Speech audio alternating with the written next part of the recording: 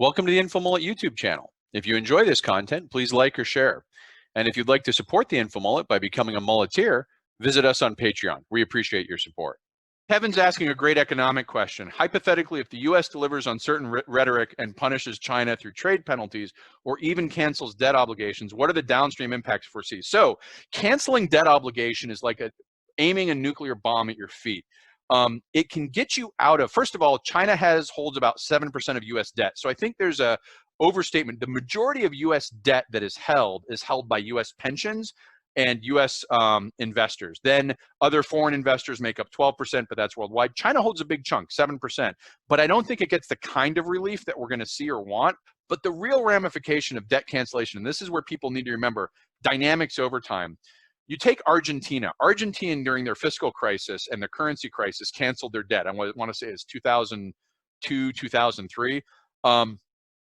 They can't get loans from everyone even today. So if you cancel your debt and you're living in a situation that you're running a steady deficit, the question is, where is that difference of money going to come from? If I'm living on my credit cards by every month I put a couple thousand on my credit cards and all of a sudden I declare bankruptcy, I have to reduce my living expenses because no one's going to give me a credit card. So the real impact of a debt cancellation is often that you are forced to live within your means. If you have to rapidly reduce the US spending, you're going to inflict pain across the board, which is why these debt cancellations tend to result in sustained structural instability that creates conditions that are disincentives to invest in, and it becomes this big, messy feedback loop.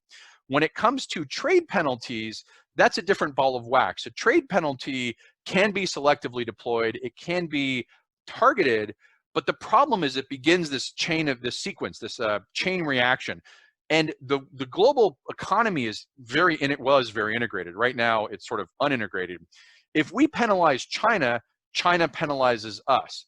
And all of a sudden, there's ripple effects to that. And because we don't manufacture what we need and we can't turn on a dime, the consequence of trade, sort of what I would call an activist trade policy, you saw it in the Smoot-Hawley, is it can take an economic situation that's bad and make it worse. Imagine that you're a manufacturer right now that has managed to survive the quarantine, you've survived the outbreaks, you've survived the shutdowns, you have your employees, and you're building a really sophisticated, highly machined part, which is what the US does good at, and your primary export partner is China. And a trade penalty gets put on China, and China retaliates by saying, we're no longer buying our highly machined parts from your plant. Now you have taken that trade penalty, which is used for maybe a political purpose, and created economic harm in your own area, because these retaliations have consequences. Think about it this way. China can tell all its students that are coming to our universities to stop going.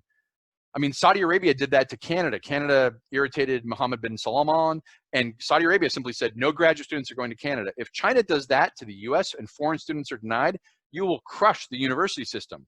And that will have, again, economic consequences. I actually have an InfoMullet when we ended the trade war describing how ineffective the trade war was. Our trade deficit with China increased during the trade war. We had some it's light in retrospect now, but we had economic hardship here. Trade wars generally don't work that well. There are other mechanisms. When it comes to international diplomacy, there's a whole list of mechanisms I would recommend using before it gets into trade penalties. Messing around with trade is kind of like any centralized government that tries to interfere in the free market and pick winners and losers is going to make a cock up of it. They're going to screw the whole thing up and end up with unintended consequences. So if there is a desire to punish China because of, they weren't transparent enough, we're not going to get into those specific discussions. But if there's a desire to retaliate to any country, there are other means to do that. But you got to ask, do you want to open that door? The US is not exactly immune to accusations that we have made the global pandemic response worse for lack of our own actions. Now, it's probably a harder case that we've exported, but does a state have a cause against the federal? Probably not, because of the supremacy clause. But does Europe look at the US? I mean, when you start saying about who's at fault for what aspect, I think you want to probably take that to the United Nations at first. Of course, China's on the Security Council. They can always veto it, but you're going to want to form a coalition response or a joint response, because that way you get your friends and family together and you can have a coordinated response. If everyone starts firing off individually with sort of retaliatory pandemic retaliation, I think that will get out of hand and probably not create the kind of effects that people are looking for. The best way to confront China from an economic standpoint is through the Trans-Pacific Partnership, the TPP. That is the way you contain, confront, and manage China through a network of actors. My fear is that we've kind of opted out of that by our failed pandemic response. Thanks for watching the video. Hope you enjoyed it. If you'd like to follow the InfoMullet, visit us on Facebook or Twitter. And if you'd like notifications when we post new video content, click on the red subscribe button below the video.